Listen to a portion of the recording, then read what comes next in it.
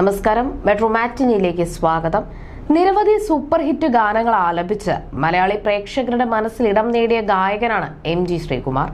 വർഷങ്ങളേറെ കഴിഞ്ഞിട്ടും MG ശ്രീകുമാർ എന്ന താരത്തിന്റെ ശബ്ദത്തിലെത്തിയ ഗാനങ്ങൾ ഇന്നും പ്രേക്ഷകർക്ക് പ്രിയപ്പെട്ടവയാണ്. ഗായകനായും റിയാലിറ്റി ഷോ വിധികർത്താവായും അവതാരകനായും എല്ലാം തിളങ്ങി നിൽക്കുകയാണ് അദ്ദേഹം. വ്യത്യസ്തമായ ശബ്ദവുമായി പിന്നണി ഗാനരംഗത്തേക്ക് കടന്നു വന്ന അദ്ദേഹം പിന്നീട് യേശുദാസ് ഉൾപ്പെടെയുള്ള ഗായകരുടെ ഒപ്പം അറിയപ്പെടുന്ന ഗായകനായി പ്രിയദർശൻ, മോഹൻലാൽ, MG ശ്രീകുമാർ എന്നൊരു കൂട്ടുകെട്ട് തന്നെ ഒരു കാലത്ത് ഉയർന്നു വന്നു. MG ശ്രീകുമാറിന്റെ അടുത്ത സുഹൃത്താണ് നടൻ മോഹൻലാൽ. മോഹൻലാൽ നായകനായ നിരവധി സിനിമകളുടെ പാട്ടുകൾ പാടിയത് MG ശ്രീകുമാർ ആയിരുന്നു. അതിലും വലിയ വിജയവുമായി. വർഷങ്ങൾക്ക് മുൻപ് തുടങ്ങിയ സൗഹൃദം ഇന്നും കാത്തു സൂക്ഷിക്കുകയാണ് താരങ്ങൾ.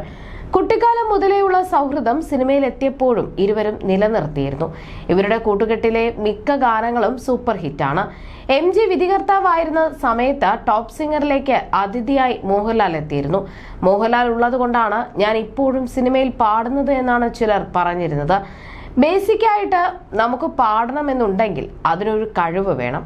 അതുപോലെ തന്നെ മോഹൻലാൽ എടുത്തിട്ടുള്ള കുറേ പടങ്ങൾ, ബെറോസ് ഉൾപ്പെടെയുള്ള സിനിമകൾ, പിന്നെ അഭിനയിച്ചിട്ടുള്ള സിനിമകൾ, അതിലൊന്നും എന്നെ പാടിപ്പിച്ചിട്ടില്ല. ഭരതം സിനിമയിലൊന്നും എന്റെ പാട്ടില്ല. ഇതൊന്നും എന്നെ കൊണ്ട് പാടിപ്പിച്ചിട്ടില്ലല്ലോ. അങ്ങനൊന്നുമല്ല. ഇത് ദൈവത്തിന്റെ ഒരു അനുഗ്രഹം കാരണം സംഭവിച്ചതാണ്. ചിത്രം എന്ന സിനിമയിൽ പാടിയപ്പോൾ മോഹൻലാലിന് എന്റെ ശബ്ദം മാച്ചാവുമെന്ന് എല്ലാവരും പറഞ്ഞു. എന്നെയും ലാലുവിനെയും സ്നേഹിക്കുന്ന ജനങ്ങളാണ് ഇങ്ങനെ പറഞ്ഞത്. അങ്ങനെയാണ് എനിക്കൊരു വഴി തുറന്നു കിട്ടുന്നത്. അല്ലാതെ ആരുടെയും ശുപാർശയിലല്ല. ഗൾഫ് മാധ്യമത്തിന് നൽകിയ അഭിമുഖത്തിലായിരുന്നു അദ്ദേഹം വിശേഷങ്ങൾ പങ്കുവച്ചത്. അങ്ങനെ ഒരു ശുപാർശ എനിക്ക് ഉണ്ടായിട്ടില്ല. പിന്നെ എടുത്തു പറയേണ്ട കാര്യം പ്രിയദർശന്റെയാണ്. അദ്ദേഹത്തിന്റെ സിനിമയിൽ എനിക്കൊരു എൻട്രി തന്നു. ഞങ്ങൾ കൂട്ടുകാരായിരുന്നു. പൂച്ചയ്ക്കൊരു മൂക്കുത്തി തൊട്ട് ഒരുമിച്ച് വർക്ക് ചെയ്തവരാണ്. ഒരു എൻട്രി തന്നതുകൊണ്ട് പ്രിയദർശന്റെ സിനിമയിൽ മാത്രമല്ല ഞാൻ പാടിയത്, ഇന്ത്യയിലെ എല്ലാ ഭാഷകളിലും ഞാൻ പാടിയിട്ടുണ്ട്. അതുപോലെ തന്നെ AR റഹ്മാൻ, രാജാ സാറിനും ഒക്കെ വേണ്ടിയും ആൾക്കാർ പറയുന്നത് കൊണ്ട് എനിക്ക് വിഷമമൊന്നുമില്ല. കഴിവെന്നും കഴിവ് തന്നെയാണ്. ആത്മവിശ്വാസം സമ്മതിക്കാതെ വയ്യ. MG പറഞ്ഞത് കറക്റ്റാണ്. നിങ്ങളുടെ ശബ്ദം ഞങ്ങൾക്ക് പ്രിയപ്പെട്ടത് തുടങ്ങി നിരവധി കമന്റുകളായിരുന്നു വീഡിയോയുടെ താഴെ വന്നത്. അവസരങ്ങളെ കുറിച്ച് പറഞ്ഞ ഞാനും ലാലും ഇതുവരെ പിണങ്ങിയിട്ടില്ല. അങ്ങനെയൊന്നും ലാലുവിനോട് പിണങ്ങാൻ കഴിയില്ല. എന്നെ കൊണ്ട് പാടിക്കണമെന്നോ പാടിക്കരുതെന്നോ പറയാറില്ല ലാലു. ഭാരതം അദ്ദേഹത്തിന്റെ സ്വന്തം സിനിമയായിരുന്നു. അതിൽ എന്റെ പാട്ടില്ലായിരുന്നു എന്ന് കരുതി ഞാൻ അദ്ദേഹത്തിനോട് പിണങ്ങി നിന്നിട്ടില്ല. കാലങ്ങൾക്ക് ശേഷമാണ് അദ്ദേഹത്തിന്റെ സിനിമയിൽ വീണ്ടും പാടിയത്.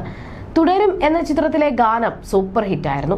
ഞങ്ങളുടെ സൗഹൃദം പാട്ടിനെ വെച്ചല്ല, അഭിനയമോ അവസരങ്ങളോ നോക്കിയല്ല ഞങ്ങൾ സുഹൃത്തുക്കളായത്. ആത്മാർത്ഥതയുള്ള ഫ്രണ്ട്ഷിപ്പാണ്. അതെന്നും അതുപോലെ നിലനിൽക്കുമെന്നുമായിരുന്നു MG ശ്രീകുമാർ മുൻപൊരു അഭിമുഖത്തിൽ പറഞ്ഞത്. അതേസമയം മോഹൻലാലും പ്രിയനും MG ശ്രീകുമാറിനെ മാത്രം വിളിച്ച് പാട്ട് കൊടുക്കുന്നു എന്ന തരത്തിൽ ഒരു ആരോപണം ഉയർന്നിരുന്നു.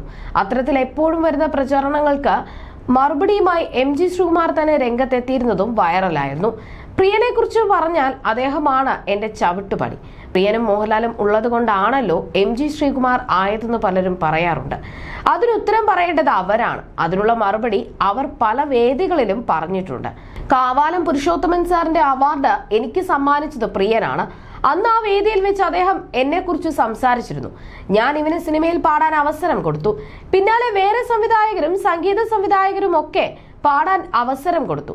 എനിക്ക് എന്തെങ്കിലും കഴിവുണ്ടെന്നോ അല്ലെങ്കിൽ അവർ ഉദ്ദേശിച്ചതുപോലെ പാടിക്കൊടുക്കാൻ എനിക്ക് സാധിക്കുമെന്ന് കണ്ടിട്ടായിരിക്കുമല്ലോ അവരൊക്കെ എന്നെ വിളിച്ചിട്ടുണ്ടാവുക. അല്ലാതെ പ്രിയൻ വിളിച്ച് പാടിച്ചത് കൊണ്ട് എല്ലാവരും പാട്ട് പാടുന്നവരാകുമോ? അങ്ങനെയെങ്കിൽ ആർക്ക് വേണമെങ്കിലും പാടാം. ദുഃഖഗാനം പാടുമ്പോൾ അത് ദുഃഖമായിരിക്കണം. അതുപോലെ എല്ലാ ജോണറിലും പാടാൻ കഴിയുമെങ്കിൽ വിജയിക്കും. അതാണ് പ്രിയദർശൻ എനിക്ക് വേണ്ടി തന്നത്. ഇനി മോഹൻലാലിനെ കുറിച്ച് പറയുകയാണെങ്കിൽ അദ്ദേഹം എന്നെ കൊണ്ട് പാടിക്കണമെന്നോ പാടിക്കരുതെന്നോ പറഞ്ഞിട്ടില്ല.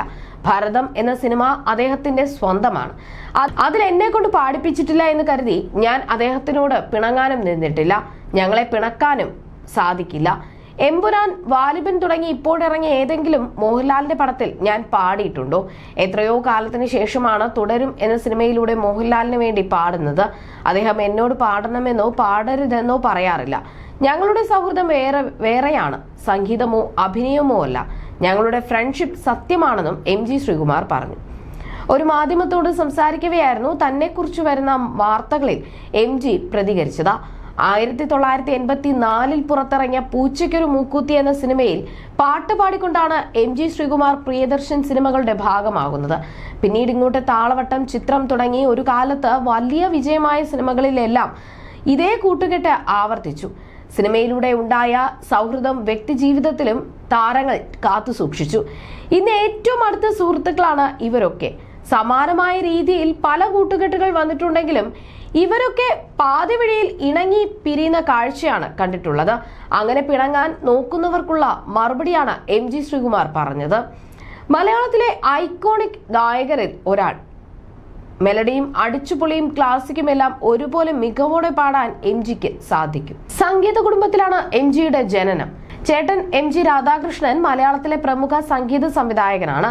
1983 അശോക് കുമാർ സംവിധാനം ചെയ്ത കൂലി എന്ന ചിത്രത്തിലൂടെയാണ് എം ജി അരങ്ങേറുന്നത്. 86 പുറത്തിറങ്ങിയ ചിത്രത്തിലെ എല്ലാ പാട്ടുകളും പാടിയത് എം ജി ആയിരുന്നു. മലയാളത്തിനു പുറമെ തമിഴ്, ഹിന്ദി, കന്നഡ, തെലുങ്ക് തുടങ്ങിയ ഭാഷകളിലും പാടിയിട്ടുണ്ട്. 3000-ലധികം പാട്ടുകൾ പാടിയിട്ടുണ്ട് എം ജി ശ്രീകുമാർ. തന്റെ കരിയറിൽ നിരവധി പുരസ്കാരങ്ങളും അദ്ദേഹത്തെ തേടിയെത്തിയിട്ടുണ്ട്.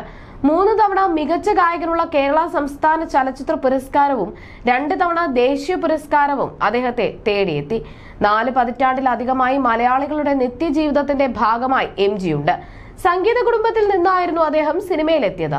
ബാങ്ക് ഉദ്യോഗസ്ഥനായ കുറെ കാലം ജോലി ചെയ്തുവെങ്കിലും പിന്നീട് അത് ഉപേക്ഷിക്കുകയായിരുന്നു. ടോപ്പ് സിംഗർ ഉൾപ്പെടെയുള്ള റിയാലിറ്റി ഷോകളിലും സജീവമാണ് അദ്ദേഹം. സംഗീത ജീവിതത്തിലെ അനുഭവങ്ങൾ വൈറലായി മാറാറുണ്ട്. You're watching me on metromatney.com. on metromatney.com. metromatney.com. Subscribe for more videos. Subscribe for more videos. Subscribe here for more videos. Subscribe now. Thank you.